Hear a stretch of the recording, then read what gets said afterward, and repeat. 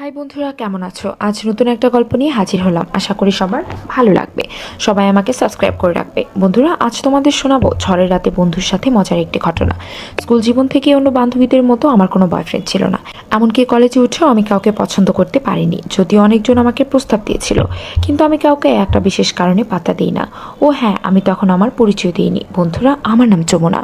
আমি যেমন পড়াশোনাতে ভালো, তেমনি দেখতে অপরূপ সুন্দরী, একেবারে কামদেবী বলা চলে। আমি যতবারই কোনো ছেলের সামনে যাই, ঠিক ততবারই আমাকে ঘিরে তার ভাবনা জেগে ওঠে। আমার কথা মনে করে নিজের অজান্তেই ছেলে বুড়ো সবার হাত চলে যায়। তবে এখন পর্যন্ত আমি কারোর সাথে কোনো ধরনের খেলা খেলিনি। কিছুদিন পরে এক ঝড়ের রাতে আমি যেদিন প্রথম খেললাম, সেই কাহিনী আজ তোমাদের শোনাবো। আমি গিয়েছিলাম আমার মাসির বাড়ি বেড়াতে। বিশেষ কারণে ফিরতে কিছুটা রাত হয়ে গেল।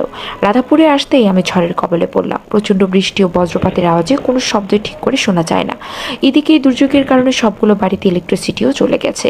এরকম আবহাওয়ায় মোমবাতি জ্বালিয়ে একা একা ভূতের মতো বসে থাকা ছাড়া উপায় থাকে না। কিন্তু এই দুর্যোগের মধ্যে অন্তত হঠাৎই একটা ডিং ডং শব্দ শুনতে পেল। তখন বুঝতে পারলো কেউ ডোরবেলটা বাজাচ্ছে। অন্তত মনে মনে ডাবল ভাবলো, এই দুর্যোগের মধ্যে আবার কে এলো রে বাবা।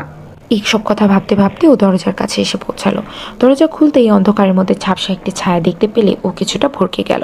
তবে বুঝতে পারলো এটা কোনো মেয়ে মানুষ। অন্তত খানিকটা ঠক গিলে বলল, কে আপনি? এত রাতে এই দুর্যোগের মধ্যে কি করছেন? আমি বললাম, আমি আমার স্কুটি করে বাড়ি ফিরেছিলাম, কিন্তু হঠাৎই আমার স্কুটিটা খারাপ হয়ে যায় আর আমি দুর্যোগের মধ্যে পড়ে যাই। আর এই অবস্থায় বাইরে থাকতে ভয় লাগছে, তাই বাড়িটা দেখতে পেয়ে একটু সাহায্যের জন্য এলাম। অন্তত আমাকে বললো, আচ্ছা ঠিক আছে, আগে আপনি ভেতরে আসুন। বাড়ির মৃদু আলোতে আমার মুখটা দেখতে না পেলেও বুঝতে পারলো আমার মাথা থেকে পা অবধি একেবারে ভিজে গেছে। তাই ও আমাকে বললো, আপনি তো একেবারে ভিজে গিয়েছে, দাঁড়ান, আমি আপনাকে কিছু জামা কাপড় দিচ্ছি, বদলে নিন। কিছুক্ষণ পর অন্তত আমাকে একটি তোয়ালে, একটি টি শার্ট ও প্যান্ট দিয়ে একটা ঘর দেখিয়ে বললো, আপনি ওখানে গিয়ে চেঞ্জ করে নিন। তারপর আমি সেই ঘরে চলে গেলাম। তার মিনিট দুয়েক পর আমি একটা চিৎকার করে উঠলাম। সঙ্গে সঙ্গে অন্তত ঘরের দরজা গায়ের জোরে ঠেলে মোমবাতি দিয়ে ঘরের ভিতরে ঢুকে পড়ল। অনন্তকে ঘরে ঢুকতে দেখে আমি ভয়ে ছুটে গিয়ে ভেজা গায়ে জড়িয়ে ধরলাম। এই প্রথমবার কোনো মেয়ের স্পর্শ পেয়ে অন্তরের ভেতরটা বেশ কয়েকবার কেঁপে কেঁপে উঠল। ও আমাকে জিজ্ঞেস করলো, কি হয়েছে, এত ভয় পেলেন কিসে? আমি তখন কাঁপা কাঁপা গলায় বললাম, কেন জানি আমার মনে হলো এখানে কেউ একজন আছে। মনে হলো কেউ যেন আমার কাছেই আমার উপর হাত রাখলো। অনন্ত আমাকে বললো, কিন্তু এই বাড়িতে তো আমি ছাড়া আর কেউ থাকে না। তখনই বাতিটা আমার মুখের কাছে ধরতে আমার মুখটা স্পষ্ট দেখতে পেল। তখন অনন্ত খুব অবাক হয়ে আমাকে জিজ্ঞেস করলো, যমুনা না? আরে হ্যাঁ, যমুনাই তো আমি। অনন্ত, আমাকে চিনতে পারছিস? আমিও খুব অবাক হয়ে বললাম, অনন্ত তুই? বন্ধুরা, এখানে আমি তোমাদের অনন্ত সম্বন্ধে একটু বলি নেই। অনন্ত আমার এয়ারমেট, উচ্চতা প্রায় 6 ফুটের মতো, পেটানো শরীর, মুখে খোঁচা খোঁচা দাড়ি, একদম সুপুরুষ যাকে বলে। অনন্ত আমাকে দেখে খুব খুশি হয়ে বলল, হ্যাঁ আচ্ছা, আগে জামা কাপড় বদলে নে, তারপর বসে কথা বলা যাবে। আমি তখন একটু ইতস্তত বোধ করছিলাম। আমার অবস্থা বুঝে অনন্ত আমাকে জিজ্ঞাসা করলো, কি হয়েছে? আমি তখন আমতা আমতা করে বললাম, আসলে আমি অন্ধকারকে খুব ভয় পাই, তুই থাক না এখানে। অনন্ত বলল, কিন্তু আমি বললাম, প্লিজ থাক না, আমার আবদারও আর অগ্রাহ্য করতে পারে না। বলল, ঠিক আছে। তখন আমি বদল করে বললাম, কিন্তু আমি বুঝতে পারলাম বিছানায় এসে থেকে অনন্ত আর চোখে আমার দিকে তাকাচ্ছে। ডাব দুটোর জন্য অনেক বেশি আকর্ষণ করছিল। আমি শুধুমাত্র জামা বদল করে অনন্তর পাশে বসে পড়লাম। কি রোমান্টিক আবহাওয়া। ও আমার কথা শুনে অন্যমনস্ক হয়ে বলল, হ্যাঁ। আমি এবার ওর ঘাড়ে ঠান্ডা হাতটা ছুঁয়ে দিয়ে বললাম, আমি জানি তুই কি চাস। তখন আমি ওর একটা হাত আমার হাতে তুলে নিয়ে আদর করতে লাগলাম। অনন্ত কিছুটা বিভ্রান্ত হয়ে আমাকে বলল, এই কি করছিস তুই? আমি ওকে বললাম, কি করছি সেটা তুমি ভালো করেই বুঝো।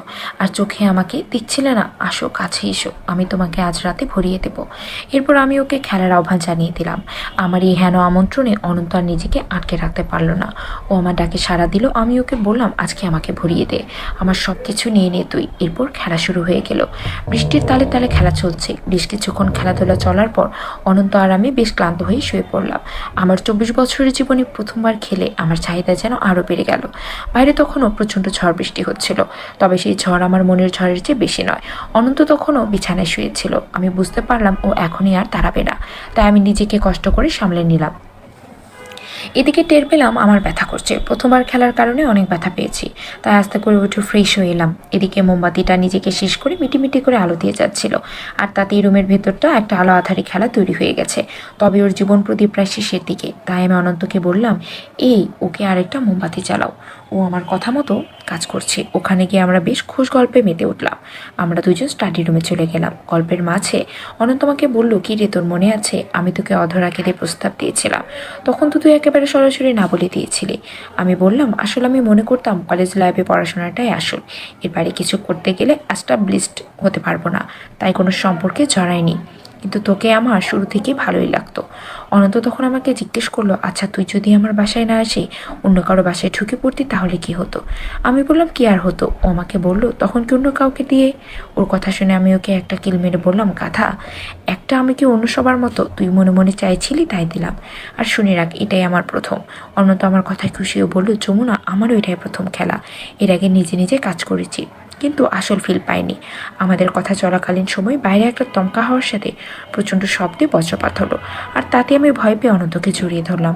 অনন্ত আমাকে অভয় দিয়ে বলল, যমুনা আমি আছি তো, ভয় পেও না, তোমার কিচ্ছু হবে না। চোখ খুলে দেখলাম টেবিলে রাখা মোমবাতিটা নিভে গিয়ে রুমটায় গুমট অন্ধকারে বাসা বেঁধেছে।